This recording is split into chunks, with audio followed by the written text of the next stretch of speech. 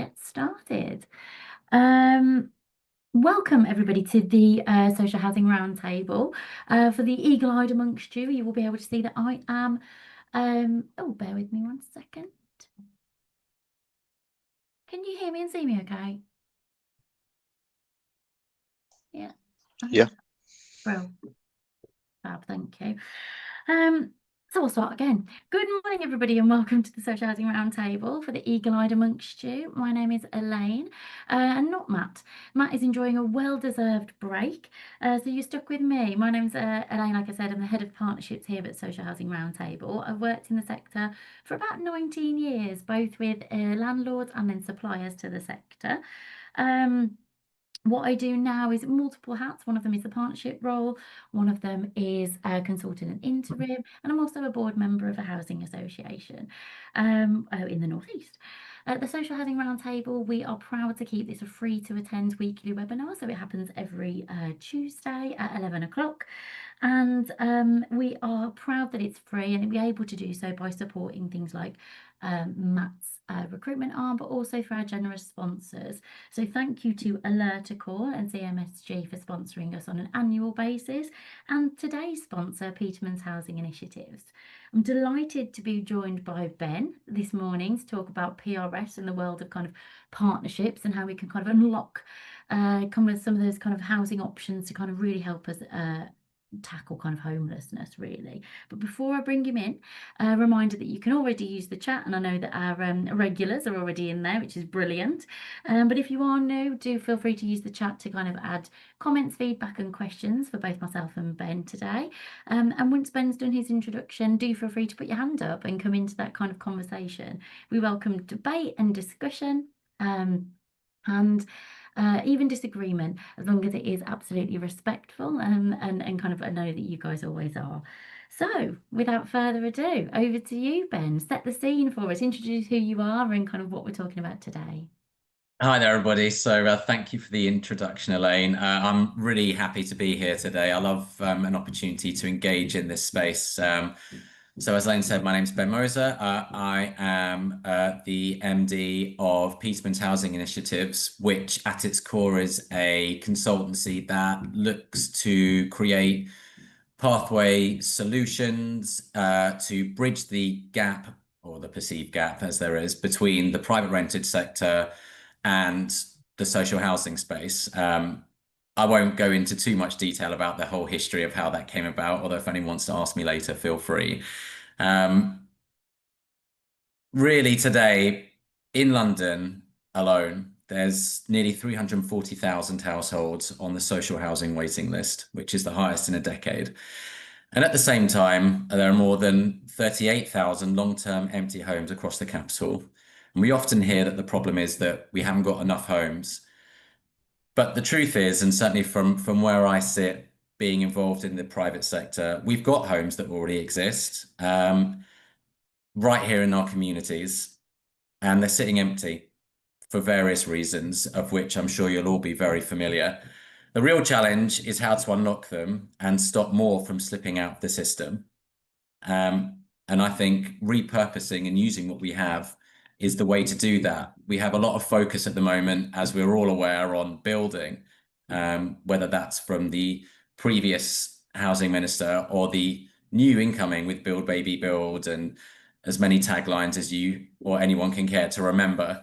For me, let's be honest, the PRS has got an image problem. Of course it does. And that is both internal and external. For many in the space, it's seen as unstable or extractative. And for landlords and developers on the other side, working with local authorities feels risky. They have issues with bureaucracy because they don't really necessarily engage enough. And they feel it might not be worth their time because they're underinformed about what it can provide for their investment. And that is costing us. It's costing us opportunities. There's a lot of very worthy groups, collaborative opportunities, and minds that can be opened to the benefits of working with this space.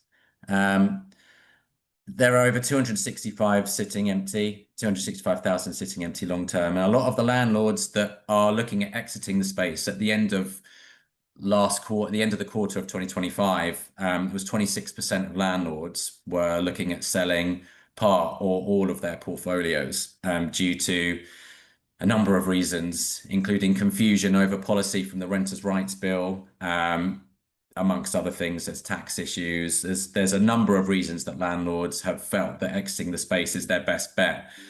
But what that's also created is opportunities to showcase the added security elements that come from being compliant with the sector. And what we've looked to try and do here with the initiative is get partnerships involved, look at who can provide those securities elements that landlords have in the past really felt has stopped them from engaging with the space, and build a system that works to keep social housing tenants in longer term accommodation. Because we all know that for the most part, when social housing tenants are housed, they do their utmost to stay there, because at the end of the day, everybody just needs a safe place to live. So it's more about looking at the ways that we can try and engage with landlords to get them into the discussion. And what we've seen, and I'm sure you in this space will be very aware of, the emergence of IoT and the compliance with safer homes and AWABs. And for me, working alongside landlords and working alongside the social housing space, this has been a real opportunity to start showing why the frameworks and securities that are in place for social housing tenants can be bridged as a way to make it work for a landlord. Because damp and mold are issues that are always going to be a concern for landlords on an ongoing basis. And proving complicity with this is a way to secure their investment longer term. And alongside a longer lease option by working with social housing tenants, really gives a better opportunity for them to see how the space gives them a longer term safety opportunity.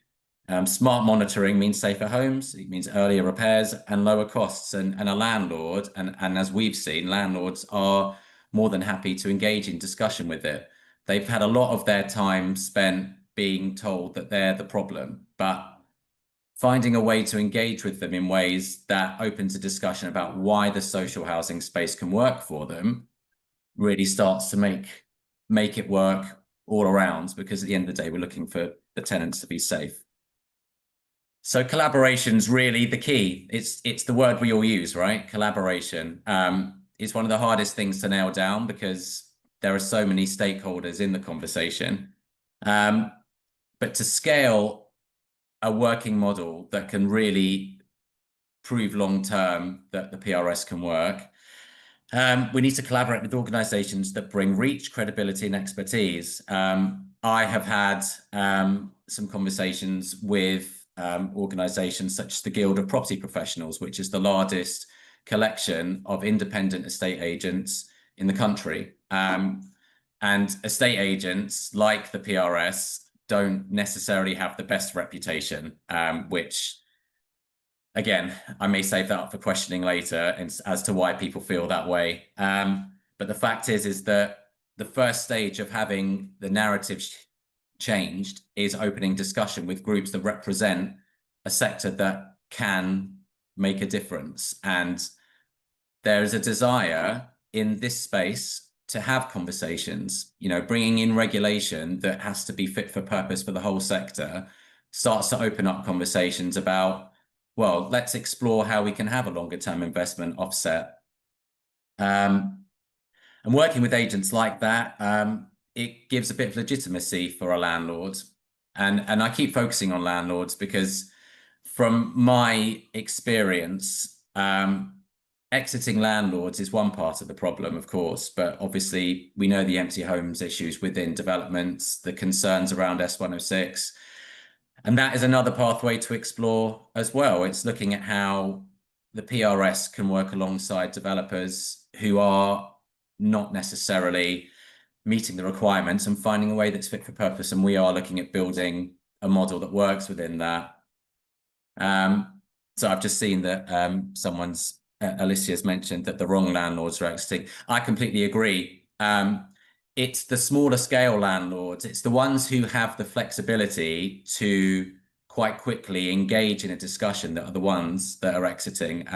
Within our management portfolio that we have here, it's about 400 properties. We've been very fortunate that we've seen the pathway model that we have work because of allying ourselves in a private rental space to make it so that landlords can understand the problems they've seen in the past work. But you're absolutely right. I think there's been so much confusion around what's coming in. I think that it takes a lot of explaining, and there's nothing wrong with that because there's a lot of information available and there's a lot of information that's been missed. And what we are seeing is that further engagement in a way that makes it an inclusive conversation is starting to turn the narrative that the social housing space is unreliable, because it isn't. You know, there are plenty of opportunities with the right frameworks and securities in place to prove that that pathway from temporary accommodation into private, hence long-term secured accommodation, can work. You know, along the way, there are many partners that I've been very fortunate to work with. One of the issues is always surrounding arrears, and there's a chap, you may have seen him on LinkedIn, Denzel Matsuzada, and the Social Housing Options Company. He's been absolutely inspirational to me, and has really helped shape my journey, understanding how the landlord space has to overcomes and engages with arrears, and coming to them with that understanding of their concerns, but showing that there are reliable players in place that can help make that work, proves the space is moving with the times. Because I think half the problem is that the other half of this discussion believe that it isn't fit for purpose, which is completely untrue. There's another company, and in one of the roundtable discussions that have happened previously, one of their representatives, it was one of the prison reform programs, they were speaking on here, and it's a company called Beam, who I do a lot of work with, and have I've done some consulting for them on their house hunting teams in the past. But what they do and how they work with local authorities on the tenancy sustainment space has been a big part of showing the private sector how organized the social space can be, and proving that there are organizations out there that have this expertise, can start to show that that pathway is, it can conclude with longer term tenancies. Because I mean, we've seen it in the offerings that we provide. It's not just it's not isolated pilots. It's a longer term program that's proving that social housing tenants, most of which are employed, because obviously there are restrictions at the moment, but we obviously can look at how we can make that work in the future. But it's actually really proving what homelessness is, because at its core, I think people who don't have as much of an on the ground experience of homelessness as you all do think homelessness looks like one thing, and it's not. It's ever changing.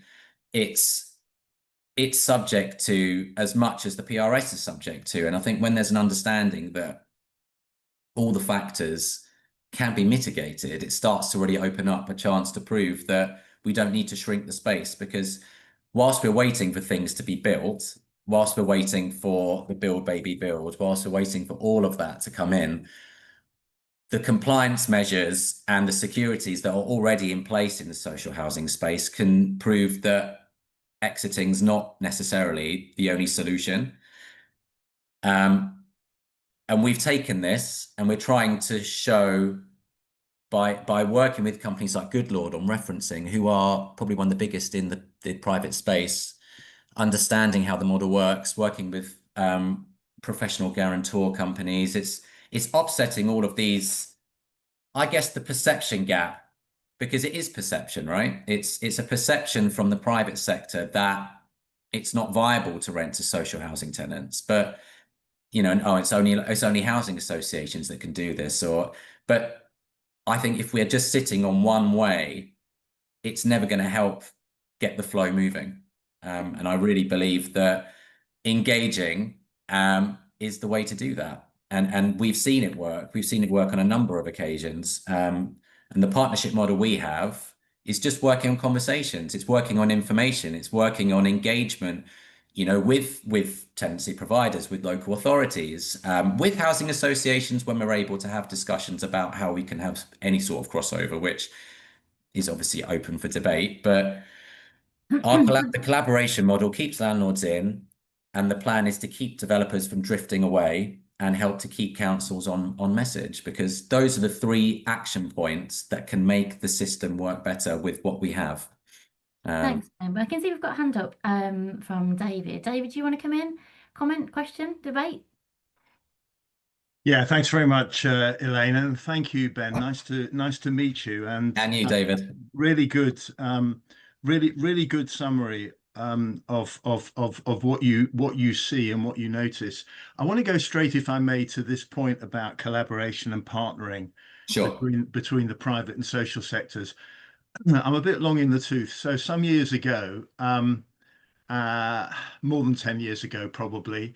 I can remember going to a homes exhibition conference, and it must be a long time ago because it was back in the day when they were hosted in dear old Kensington Olympia, Wow. Nice. not in the glossy Excel Centre, which is where you go nowadays. And um, on that particular year, there was a collaboration, or rather a sort of a parallel conference, which was hosted, I think, by the National Leasehold Association.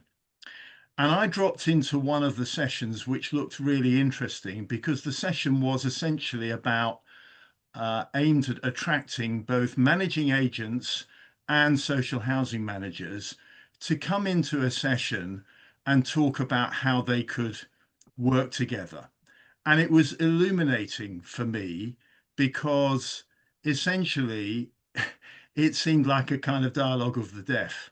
And the reason for that seemed to be that, at a time when a lot of social housing was developed through Section 106, as it was, what you had was the managing agents who were there to basically speak for and defend the interests of the developer versus the social housing managers who were trying to speak up for the interests of their organizations and their tenants.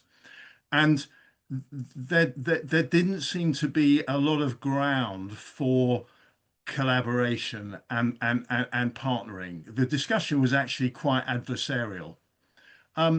So my question to you, Ben, is what do you feel has changed or moved on in that time? What gives you sort of the optimism, if you like, for that cooperation to now and collaboration to now really start taking shape? That's a good question. I guess number one, I'm always an optimist, so I'll try and be optimistic about everything. So that doesn't sound unfamiliar. I think the difference for me has been that the private rental sector space has in the past, I believe, not really used its clout to decloud, to debunk the adversarial nature of those conversations. Because you're completely right. I think there's always been this clash because it's the profit over altruism, right? It's that discussion where people believe the two can't work together.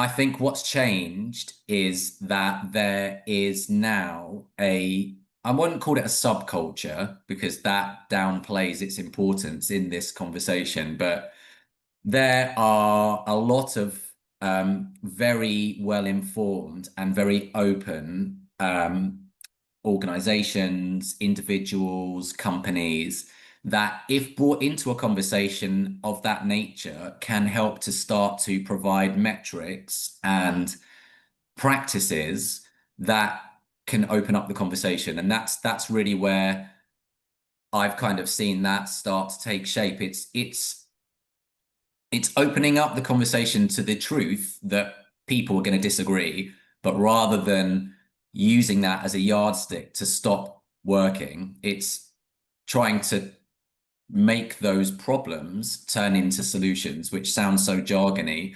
But, when you think, for example, from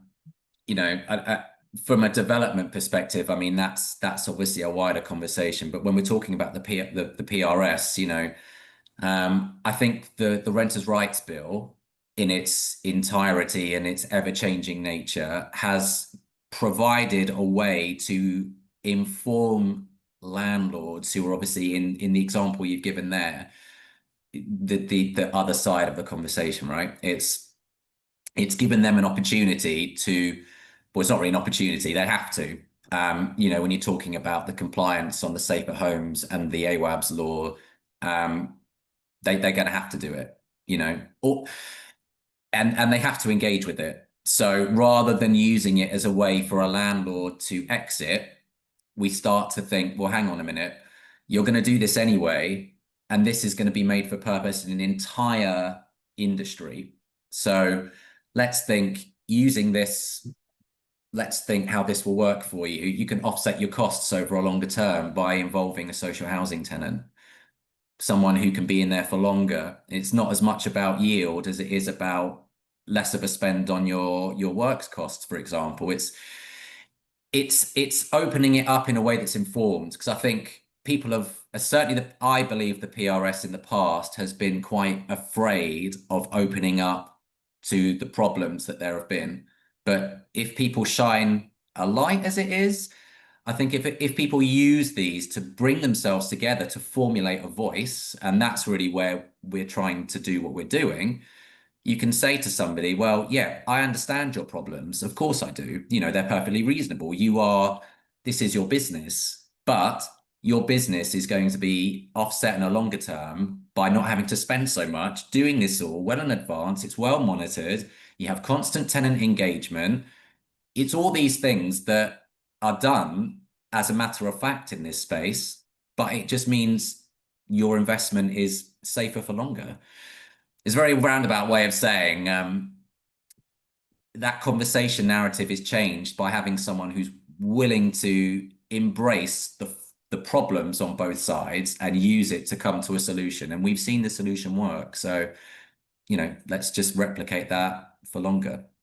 Thanks, Ben. We've had a couple of comments within the chat, and I think just understanding a little bit about kind of, I guess, really kind of picking up what you've said already, Alicia saying it's absolutely about perception. Contacted over 100 companies in the east of England when she was homeless, but only one landlord would consider her. Talking about collaboration, there has to be a space for tenants within that conversation, and that's something the social housing side of it, I guess the social housing landlords really pride themselves on, in terms of the listening to kind of tenants and making sure that there's a tenant involvement and tenant scrutiny that exists, and that doesn't always happen within the kind of private rented. But certainly to some extent, Alicia has commented on the fact that social housing providers are speaking to others on our behalf. And then I think there's an agreement here about developing alliances where we can agree to disagree and actually appreciate the value in working together. I don't even think it's about agreeing to disagree. I think ultimately what we want to do is get people into homes. And I think by the sounds of it, Ben, and you can talk upon this in a little bit about the kind of, how do you get that broker? How do you get that partner? How do you play both sides? Because lots of people who join the roundtable will be working for social landlords councils. We'll see hundreds of people apply for one home when it comes available to let. So perhaps you can talk about that in a minute. But I've just had one more comment that come in while I'm here in full flow. Totally agree with the collaboration quest. With PRS landlords. Their Chartered Institute paper report focusing on that topic, and fully believe that PRS is a solution to housing supply needed, but we must have a very open and honest conversation about what is achievable and how you kind of bring those two worlds together. Summarizing all that then, Ben, how do we bring those two worlds together? How do we break the perception? How do we make it work for people, those private rented landlords who, like you rightly say, that's their business and their business model, and maybe the sole income that they have, on the side of kind of social landlords who, we can't build quick enough. We do need to dispose. We do need to take some properties out of let to kind of improve them and invest in them. So we have got that constant battle with kind of, that demand outstripping supply, and that's not going away any further unless a miracle to putting houses up really quickly. So what would you say? How do we get that perception right, and how do we bridge the kind of two worlds and make them come together? Case Management Solution Group, or CMSG, are the home of React, the UK's #1 case management system for ASB and community safety. We are delighted to have them as one of our key sponsors for Social Housing Roundtable 2025 into 2026. And with the ASB app now fully integrated to the platform, it allows residents to record, monitor and report issues directly to their case office in live time. What's not to love? CMSG are bringing simplicity back to case management, and I cannot recommend them enough and thank them for all of their support through this period and through the rest of the year. Thank you, CMSG, and do please go check them out on social media and on LinkedIn. Thank you. So I can certainly speak for how we've done it. And as I think I touched on it a little while ago, it's in terms of how to engage with, say, with landlords. I think the key is to display an understanding of their concerns. Like, it sounds like at the end of it, there needs to be an understanding that landlords certainly will feel that they are as vulnerable in this conversation. And I think it doesn't help that there's a lot of ill feeling towards the narrative that was pushed towards them post-bill about when the government came out with what they did. And they do need to understand. I think the key with it is coming to a landlord with the understanding that the requirements and needs of the tenant can be managed in a way that they are protected by, whether that's via an alignment, a tenancy alignment group that is how we've done it, or an RP, or someone that is keeping the tenancy sustainment managed, and approaching them on offsetting the risk. Because if they are starting to understand that the risk mitigation is being considered, then they're going to be much more open to a discussion on how it can work for them. That's been the way that we've approached it, because obviously it helps that we've got a management element to it as well in terms of property management, sure. But at their core, a lot of private landlords need to be informed on exactly what's happening, because when they see that what's happening is going to happen regardless of whether it's a social housing tenant or not, then you start to see that because the tenants are then, if there's a benefits conversation, that's been managed in a way so they know it's being done in a timely manner. If they're working, if there's price eligibility, all the stuff that everybody does as a matter of fact can add to this ongoing conversation so that they can see that it's not just what they thought it was 20 years ago. Because the sector's changed. There's a lot more to it now. And I think when landlords start to see that, they understand that it's a conversation worth having. It's no magic wand, and it's never going to be fit for purpose for everybody. But as soon as it has worked, as it has for us, then the delivery of that as a case study then starts to show people that, yeah, it does work. So maybe we can look at it. And it's also, I guess, looking at ways to find those at-risk landlords. And obviously, it's going to be the smaller landlords. It's going to be ones with 1 or 2 properties, the ones who we all wish were the ones that weren't leaving, but are the ones that are feeling at risk. So if they're the ones that are at risk, they're the ones who are going to have the time and the resources available to listen to someone who's well informed. And nobody's going to be more well informed about this space than the people in this roundtable, because there's honesty, there's transparency, and if that's fed through to them on the one side, they'll push it back. That's what we've seen. Thanks, Ben. I think David, you've put a couple of comments in the chat. I don't know if you want to come in and expand on them anymore, or I can read them out. You tell me. Shout up if you wish. Elaine, are you talking about me? There's a few Davids. I've got David Deacon here. You're more than welcome. Oh, David Deacon. Okay, sorry. I'm off No, the it's fine. You're all Sorry, going to have different names, aren't we? So David Deacon in the chat, I don't know if you wanted to come in, but what your perspective is, just reading it out here. Yeah, let me have a You know, look. That's are all you right. here? Oh, you're just reading your comments really about the kind of both public and private landlords represented. He represents both landlords and tenants in housing condition claims. Different hat on, also private landlords in London.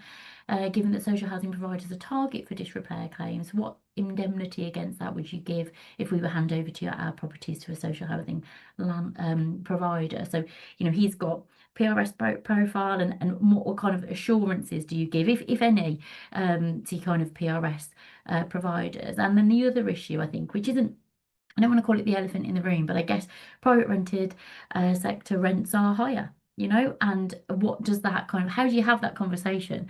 Because actually we can't charge the same levels for social tenants. No, that's true. So I'm just gonna look back at the first comment to make sure that I don't miss that.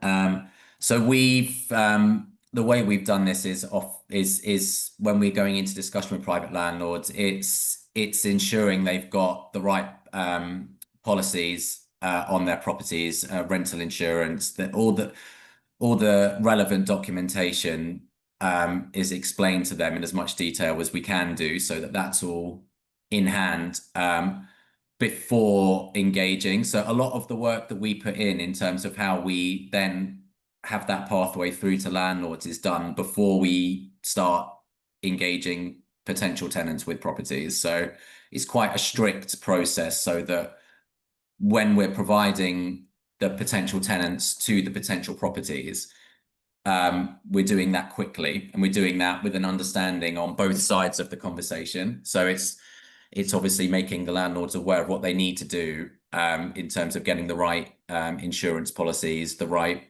provisions, and having them do that beforehand. And then I'm just going back again just to make sure that I'm so the prices, I mean, yeah, we are never going to reach full market rent. Of course we're not. But when we are engaging with landlords in this conversation, using our resources, using companies like Beam, using Relocate, companies that work alongside local authorities and have that sustainment in-house, there's an understanding that the numbers they can achieve with LHA are at a level that can be offset through a longer term tenancy. It's never, as I said, it's never going to work across the board. Of course it's not. It's not right now anyway. Obviously we have our expansion plans and everything else, which I'm happy to talk about with anybody at a later date, because that's not why I'm here. But the push for us has always been the focus on the long-term investment, and that appeals to certain landlords and it doesn't appeal to others. But the more of the ones it does appeal to, in the areas that we operate in, and we operate in Brixton and Herne Hill, and then Edgware and the kind of Edgware and Stanmore, the kind of north, we're north and south basically. And in those patches, we have been fortunate to be able to get rental values that are not, they're obviously not at full market rent, but they're not unbelievably below. And that has been part of a negotiating process with the landlord to ensure that they are looked after, that we offset the fee, the management fee that they get, or it's not like subsidies, because we obviously can't offer that, but it's taking care of them in the early instances so they can see that in the long term it's something that they're going to stick with doing for a longer term, because that's what we're in it for. We're in it for long term. So we have to take a view and prove to a landlord that offsetting the amount of difference between the rents is going to be saved in the cost of constant upkeep, constant administrative costs that they don't have to pay if they're taking up a longer term tenancy. Thanks, Ben. Alicia, you've got your hand up. Did you want to come in? Yeah, I think the biggest thing we need to start with is to look. At the moment we have like the polarities where we have the idea of greedy landlords on one hand, and then we have the tenants who don't look after their properties on the other. That this is the perception, and this is what people are talking about. And I speak as someone who's actually got a very good private landlord. My uncle is extremely good and caring private landlord. I think some of the issue is that we think we're talking about two things when we're actually not, because we're talking about something which is a business. And landlords, yes, they have to make money. I've worked in education, and there are quite a few people who've worked in education who've actually bought a house as part of their pension and as part of their future, what they're going to do with their future. So those sort of people cannot afford not to have tenants pay their rents, and I fully understand that. But we have the dichotomy. We've got the idea that being a landlord is a business, and that includes social landlords. They are not-for-profit businesses, and the social aspect. And I think what we fail to understand is that if we have people, that the cost of not providing decent housing, the cost of having people homeless, if we actually had that figure, that is what we need to look at. If we're looking at how we bring these two bits together, we need to look at the cost of what it's going to cost us as a society if we don't do something about what we're spending on things like the emergency housing. The place that I was in, the bed and breakfast I was in, was costing £1,000 a week, when I could comfortably get a nice flat for £800 a month. Now, does that make business sense? Does that make social sense? No. So we need to actually get back and look at, see how we can accept that this is a business. We can accept that we're talking about social aspects and the social value of housing, and look at what it's costing us not to be doing more. Yeah, absolutely. No, that's absolutely it. I mean, I think the last figure was it 2.8 billion in temporary accommodation?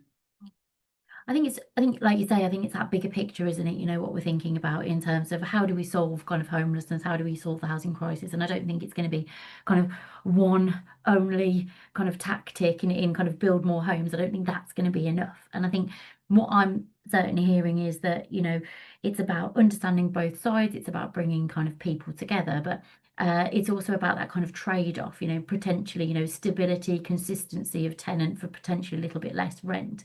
But I think we're also talking about people who are finding themselves in, life changes, homeless, on the waiting list, but never going to get a house.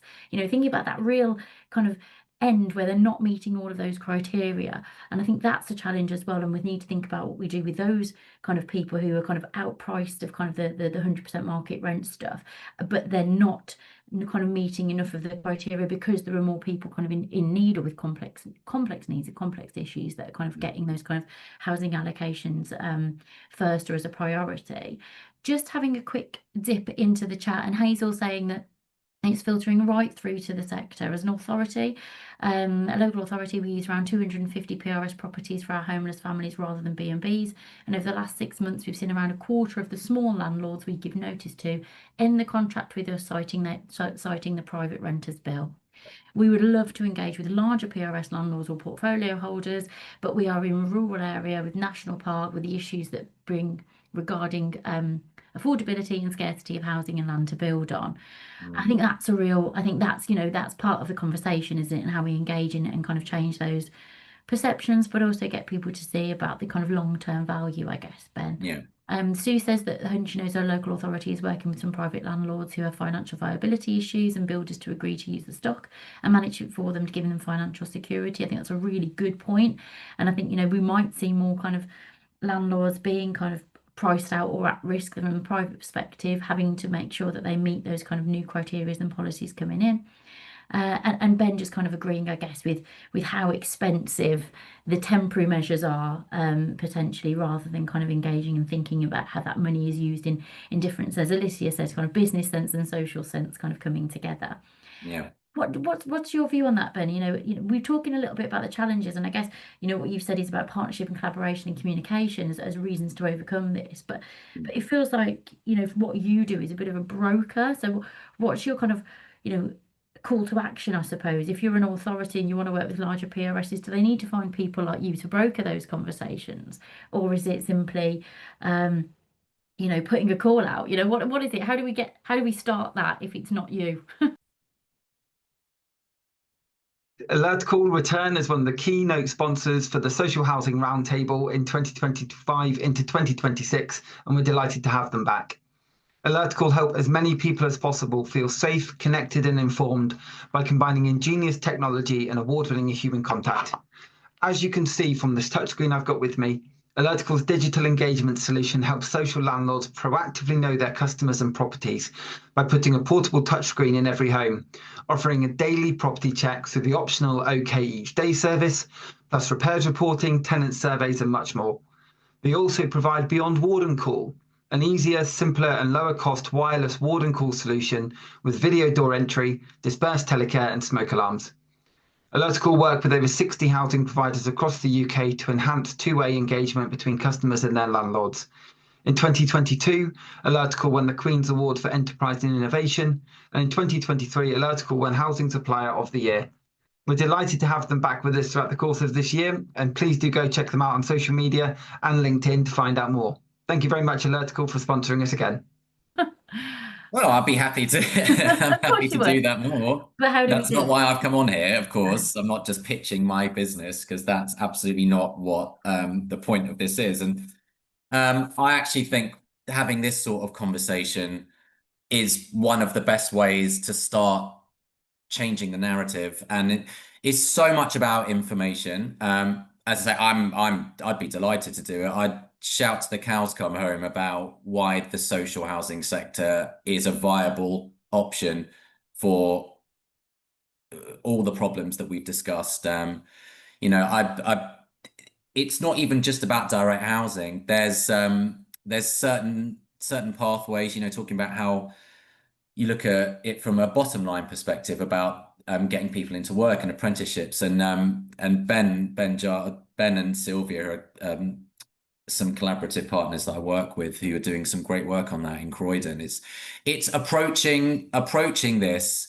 It's making those intros, those sort of conversations that you think are going to end badly because of perception, and realizing you've got all the tools at your disposal with your practices. The practices that are done within the space are very, very quickly becoming industry practices that have to be implemented. And the fact is that this sector is so much further ahead in how to implement those than a lot of the PRSs right now. There's been so much, and the Renters' Rights Bill has been a big part of that.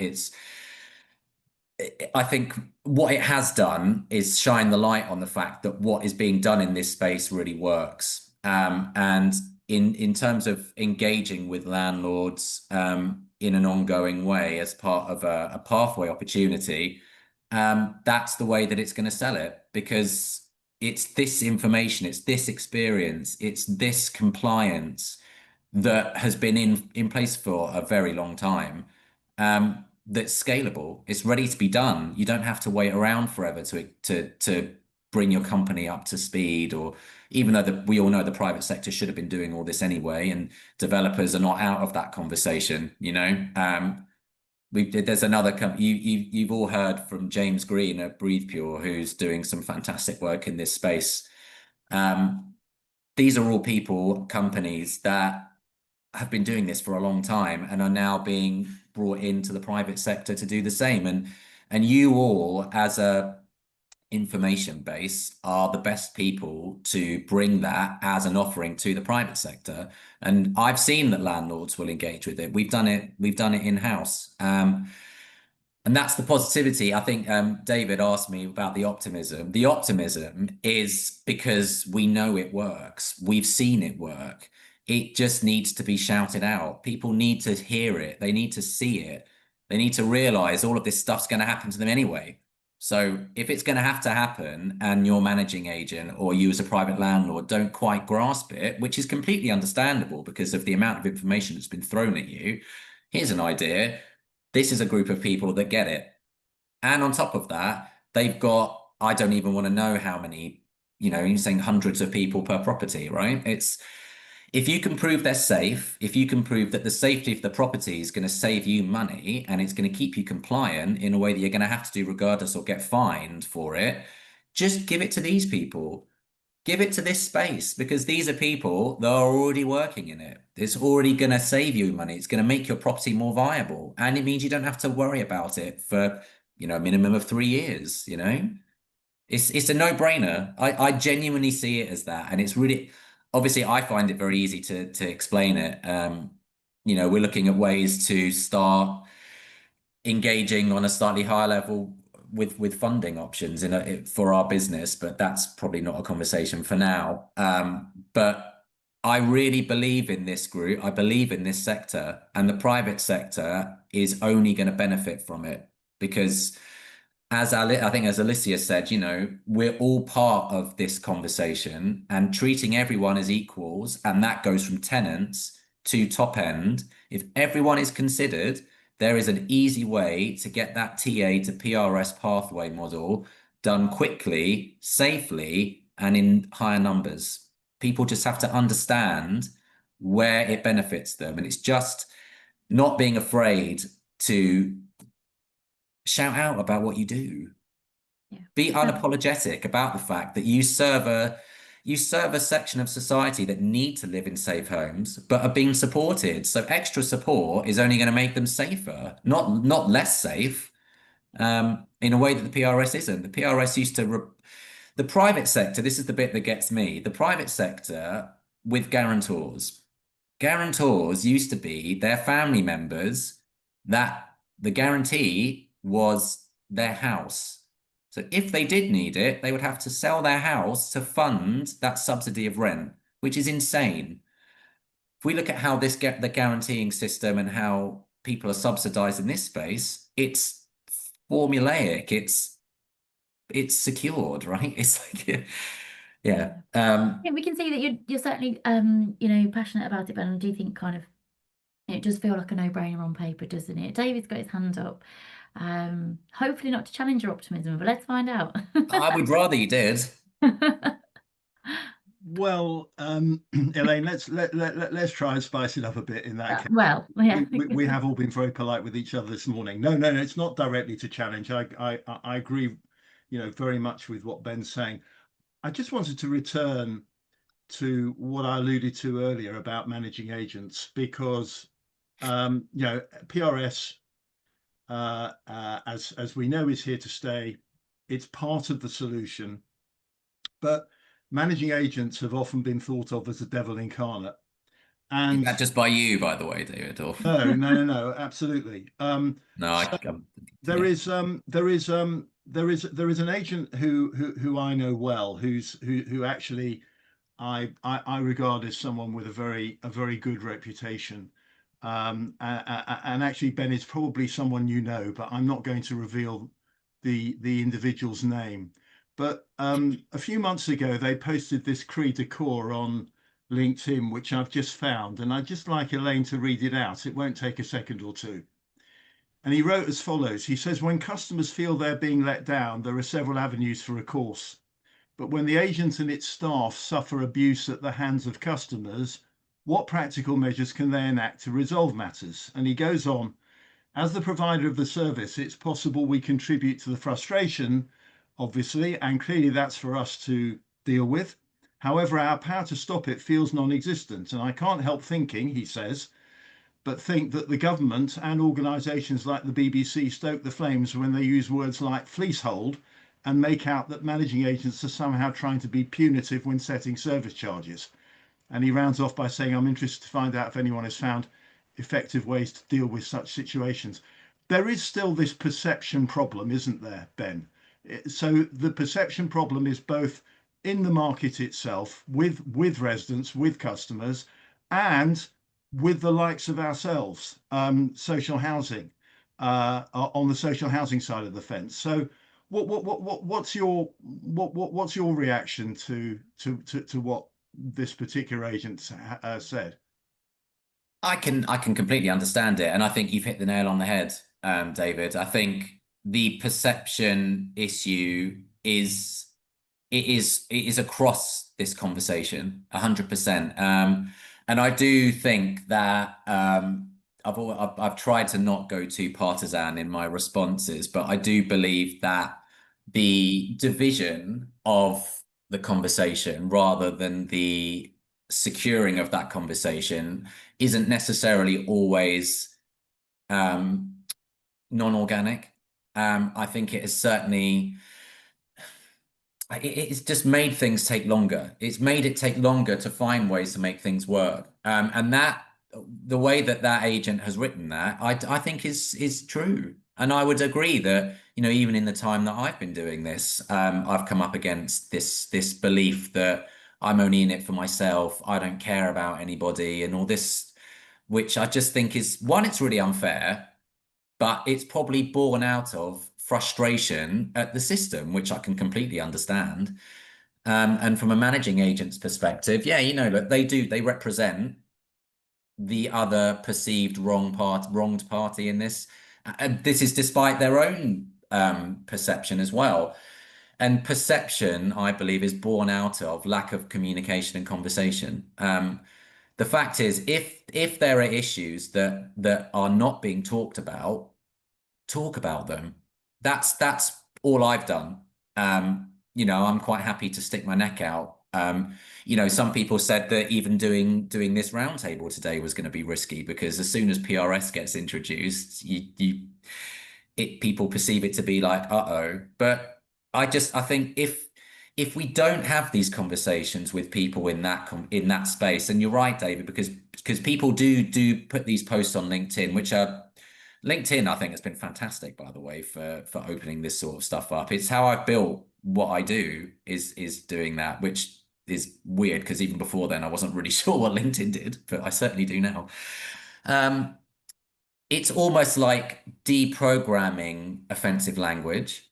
And I've seen Alicia's put in there greedy landlords and benefit scrounging tenants. You know, when I first spoke to Beam, to talk about how to engage with the PRS, which was a long time. It was right at the start of my journey.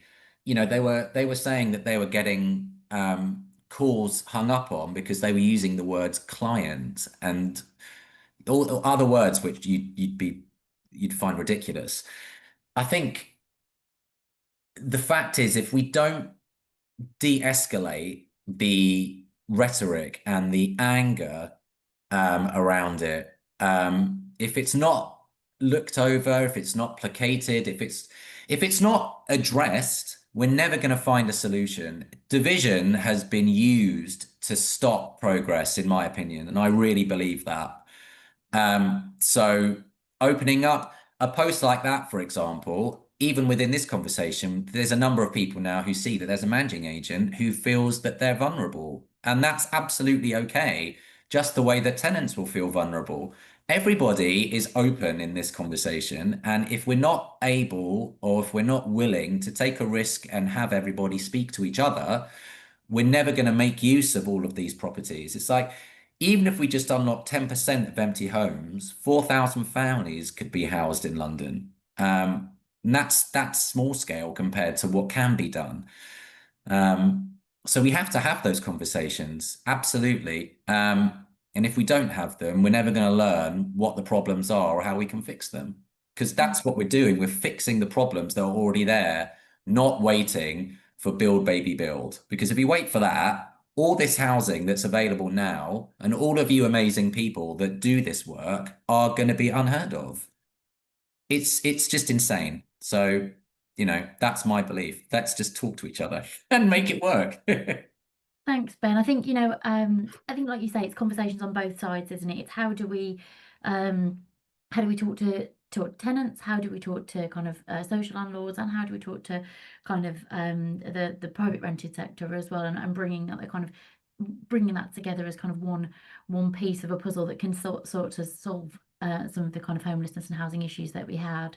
Just to wrap up, we've got Alicia saying, you know, a council were prepared to effectively act as a guarantor, but because they would be paying the rent, we were happy to talk to were happy to talk to any landlord who would accept me as a tenant, but it made no difference. So, you know, even with backing from their council, Alicia still struggled. And again, I think that's that perception and communication issue. I think what you know, you've touched on greedy landlords and kind of benefiting scrounging tenants. You know, I think we've talked about stigma many times on the round table, but you know, it's still kind of there in pockets. Even though I think you're right, conversations like this do really kind of start to open it up, and not walking on eggshells doesn't help anyone. Just be a grown up or an adult. You know, I think that is, we could all take a bit of that into our kind of lives anyway.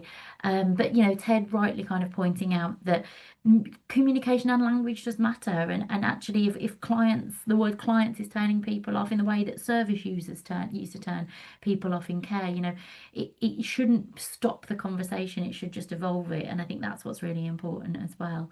I think, you know, we've had a really engaging kind of, you know, and passionate, I think, debate. And actually, no one has come out and said those things we thought we might say. You know, I think we recognise the kind of the challenges with perception, but no one actually truly believes it, because we want to think creatively about how we kind of engage with multiple partners and parties to kind of solve this issue, so people aren't having to live in B&Bs, they aren't having to live in hotels, and actually, when there are viable empty properties out there, but just in the kind of over the fence, so to speak, in kind of the private world. With a couple of minutes left, and before I kind of do my summary and thank everybody, Ben, have you got any final thoughts or closing words to kind of, you know, inspire us all on this Tuesday morning? I'll do my best. No I would pressure. say, I guess I would say, I hope that there has been, I guess, a belief maybe that we have a chance to reframe the way with which the PRS and social housing space speak to each other, because that's half the battle. And the easiest way we can look at doing that is using your inventory, using your compliance, using your experience, your expertise, and framing it in a way that has almost a business conversation with the landlords. Because coming from a place of strength, which is just doing what you do, there are more conversations that are happening. And the more that happen, and the more transactions, the more housings that take place, and the more that that's shouted out about, the more people will listen. So not being afraid to shout out about how good you all are at what you do. The private rental, people do it all the time. You know, you have your pie charts from Rightmove and all this stuff saying we've rented this many in this patch. You know what? You guys are helping people on the ground, and it can actually benefit people who believe that they have to look at pie charts. I mean, no one likes pie charts. They're really boring. Some people will love a pie chart, Ben. Well, I there think are it's other fine. graphs available. I feel like a graph discussion is probably not going to engage anybody here, but think I key guess if I points wanted is to try and sign off on this is that, you know, I massively believe in the social housing space. I believe it enough to try and find ways to encounter the PRS and developers in a way that we can take stuff back from them and repurpose them. And that's because of the belief I have in this space that you do what you do so well, that it's starting very slowly to open the conversation up to change. And it's not going to happen overnight, but even having those early discussions and having people see what can be done is the first step. So just keep being yourselves, because I love this space. It's the most generous and open space there is. You're absolutely talking to a social housing fangirl. I absolutely love this sector, and I think, you know, it's not easy to work in it sometimes, but it is incredibly rewarding. But what have I heard today? So collaboration, communication, PRS has to be part of the solution to fix our homelessness and housing crisis for the future. We just need to overcome some of those perceptions around, you know, from both sides, not just shouting about how much we love social housing, certainly recognizing kind of each and everybody's position and each party's position within that kind of conversation. We do need to sell the mutual benefit. And I know that sounds a little bit marketing and PR speak and maybe a bit commercial, but we do need to be able to change people's perceptions and change people's minds by demonstrating that actually, social housing tenants are a safe bet and can be a safe bet, but also at the same time, there are compromises or agreements or communication and all of those good things that kind of can happen in the middle. And people like you, Ben, I think are brokering that conversation. Thank you so much for your engagement. We are running out of time. Next week, we are talking about, we are joined by True Compliance, and we're talking about building safety, and the kind of Birmingham City Council will be sharing their story on kind of where they've got to in kind of proving the quality of the homes. But thank you, Ben. Thank you, Peterman's Housing Initiatives, for sponsoring again. And we'll see you all next week. Thank you very much, guys. Take care. Thank you.